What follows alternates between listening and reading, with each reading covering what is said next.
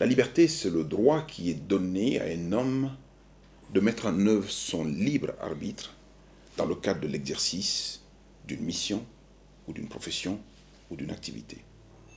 Les gens ont tendance dans notre pays à restreindre cette liberté tant qu'il s'agit des autres. Par exemple, on a tendance à se substituer aux journalistes pour apprécier ses écrits. On a tendance à se substituer aux journalistes pour apprécier sa ligne éditoriale. On a tendance à se substituer aux journalistes dans le cadre de l'appréciation qu'il fait lui-même de la narration d'un fait sous l'angle du journalisme.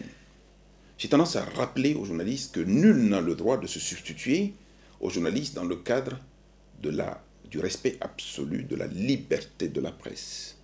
La liberté de la presse, c'est ce mot qui met en avant le professionnel du journalisme et de la communication libre de faire des options, libre de faire des écrits, libre de donner des indications qu'il estime être les meilleures. Sauf que les journalistes, aussi bien que les autres professionnels, dans le cadre de la reconnaissance, de la mise en œuvre de la liberté, doivent être capables de se fixer des limites.